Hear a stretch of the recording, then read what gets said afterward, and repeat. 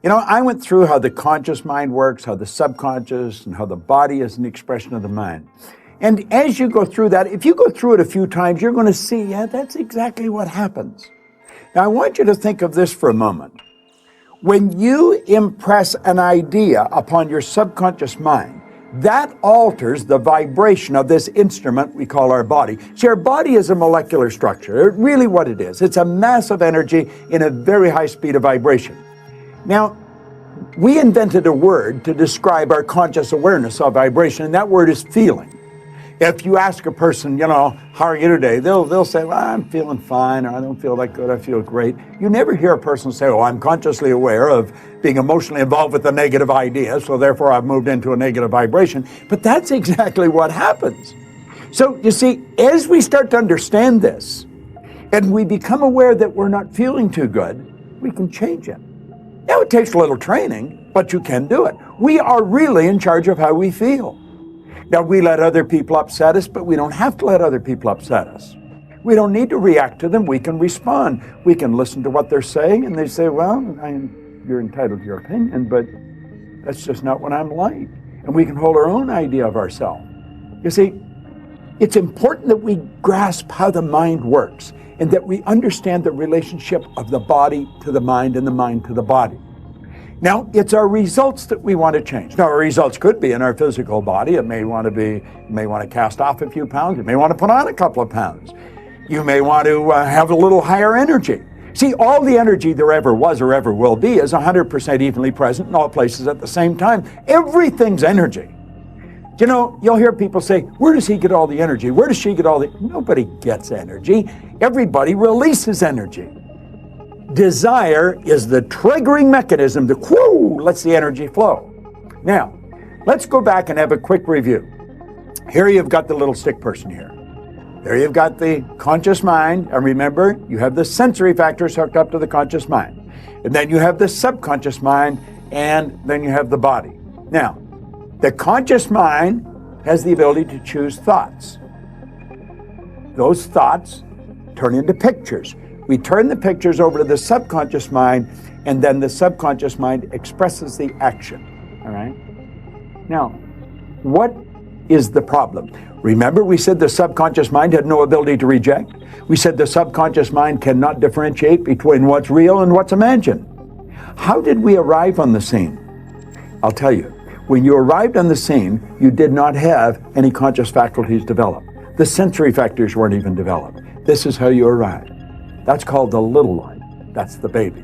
No conscious mind. So there's the subconscious mind. It's wide open. You can put anything in it.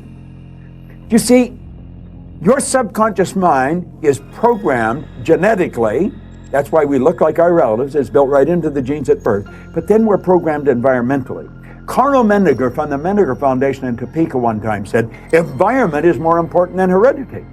Why do you think you speak the language you speak? You speak that language because you were surrounded by people that speak that language, and you're a little light. And the language just went right into the subconscious mind. If you grew up in a home that was bilingual, you learned both languages. I had an associate over in Kuala Lumpur, had a little boy, he spoke 4 languages at 4 years of age. And you'd look at that and you'd say, my gosh. No. The baby was programmed. Why do you like the food you like? It's programming. That's right.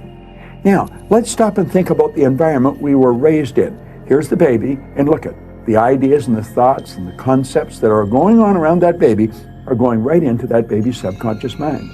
Now, through repetition, over and over and over again, and remember, the baby's getting it all day, all week, every week, all month, every month, all year. And this goes on for 4 or 5 years. And the baby reaches the age of 4 or 5 where they can start to think that baby's programmed. That baby is programmed to think like the people it had been surrounded by. If the people that surrounded that baby had gone right through school, the baby will probably grow up and go right through school. If the people that were surrounding that baby always lived in hard times, never had any money, always in debt, that's probably how that baby's going to grow up. Well, this is bizarre, but this is how it happens. It's how it happened for me. I was raised during a depression. We didn't have any money. There was always talk about no money. You should be satisfied with what you've got. Well, that's not true. You should never be satisfied with what you've got. You should be happy with what you've got. Dissatisfaction is actually a creative state. So here we have now a baby that has been programmed. Now, let's take and think for a moment. What happens when that baby starts to think for itself? Now think of this. The paradigm controls the vibration controls the action which produces the result. Now here we go. Here you got the baby with the paradigm, and the conscious faculties have developed. They have the ability to think. There's a power flowing into them. What are they going to think? They're going to think thoughts that are in harmony with that paradigm. That's right. We've been raised to believe you go to work to earn money. Do you know that working is the very worst way to earn money? That's right. You should go to work for satisfaction, not for money. You provide service for money. You can earn money while you're sleeping. In fact, we have programs where we teach people to actually earn more money while they're sleeping than they'll ever need to use while they're awake. You say, well, that's a pipe dream. No. That's a paradigm that causes you to think that's a pipe dream. There's people doing that are nowhere near as bright as you. But here we are now. We've got the person. They've been programmed in their little life genetically and environmentally. That paradigm is nothing but a multitude of habits. A habit is an idea that's been programmed into the subconscious mind over and over and over again. Now, the paradigm is literally controlling the behavior. Consciously, you can think of one thing, but subconsciously, the other idea will be controlling you. See, we can sit down and we can read these self-help books, we can listen to the recordings, and we say, yeah, well, I can do that. That makes sense. That's logical. But then we can't do it. Why? Now think of this for a moment. I want you to imagine that you're going to accept an idea right now to turn your annual income to a monthly income.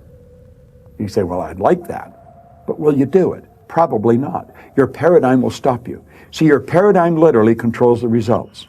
Now, let's think of how the paradigm was formed. The paradigm was formed through repetition. The ideas being planted in your subconscious mind. Now, understand your paradigm dictates your logic. Your paradigm controls how you utilize your time. Your paradigm controls your perception of situations. Your paradigm controls your effectiveness. Your paradigm controls the amount of money you earn. If you want to change your life, you must change your paradigm. You see, to most people, it's illogical that they could take and turn their annual income to a monthly income. But if you follow our teachings, we'll show you exactly how to do that.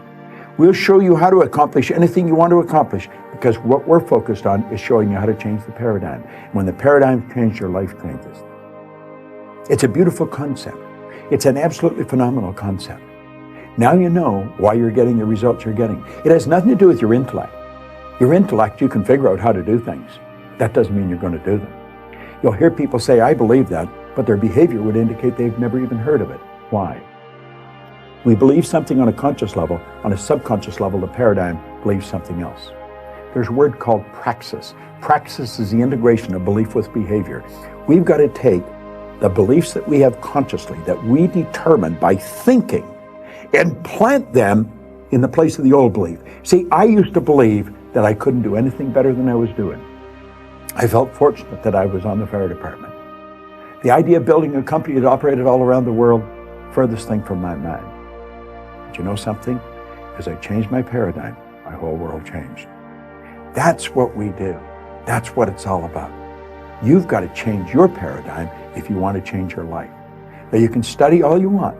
If you don't gain an understanding how to alter that program, and that's what the paradigm is, it's a program. It's a multitude of concepts that are fixed in your subconscious mind that literally control your behavior. It's a beautiful concept to understand. It's a terrible one if you don't understand it, because it literally controls your life. Why do you think most people go right through their life and keep getting the same results year after year after year? Well, it's just the way it is, and they don't know. We should be taught this in school, but we're not. How is the paradigm formed? Through the repetition of information. How's the paradigm changed? Repetition of information. Now let's suppose you're having a difficult time with money. You find that you got more going out than coming in. You've got to change your concept about money. How do you do that? Through the repetition of an idea. That's where affirmation comes in. I'll give you one I've been using for years. I am so happy and grateful now that money comes to me in increasing quantities through multiple sources on a continuous basis. I am so happy and grateful now that money comes to me in increasing quantities through multiple sources on a continuous basis. You don't just say that once or twice. You've got to repeat that maybe 1,000 times a day, every day for maybe 90 days, and you'll start to change your whole concept about money. Wealthy people all have multiple sources of income. Now, I'm going to tell you what happened to me. I drove around with a battery-operated record player and a long-playing record, and I played it over and over again every day for probably a couple of years. This was so totally illogical. It was behavior. Everybody thought I was losing it. And I'm reading the same book every day, Think and Grow Rich. As a matter of fact, I'm still reading the same book. And it was the repetition of Earl Nightingale's information and the book that changed the paradigm. I didn't know what I was doing. I didn't understand what I was doing, but I did it. You know, I had a man come up to me in the Waldorf Hotel in New York, Waldorf Astoria, at the end of a 3-day program, and he said, "Bob, I really want to thank you for what you've just given me." He said, "For the first time in my life, I understood how I accomplished what I did." I said, "What did you do?" He said, "I won the gold medal in the decathlon in the Olympics in Melbourne, Australia in 1957. That's right. Milt Campbell. And he said, "I never understood how I did it." He said, "The next time you run a seminar, I want to bring my boys." And he did. Milt and I became great friends. In fact, Milt has a key to our house. He can come stay there anytime he wants. I live in Toronto, he's in New Jersey. But here was the top athlete in the world, a very best athlete in the world. He didn't understand how he got there. Most people that are very accomplished cannot tell you why they are. That's why they are. They've rewritten the program. They changed the paradigm. They might not have understood how they did it, but they did it. That's what our company is all about. We teach people how to change paradigm. I want to thank you for watching this, but I'm going to ask you to share it with other people. Share it with them. Say, "Come and watch this." Start a rapport. Build a rapport with people. It's a great way to live. And this is great information to understand. Thanks for listening. I enjoy sharing it with you.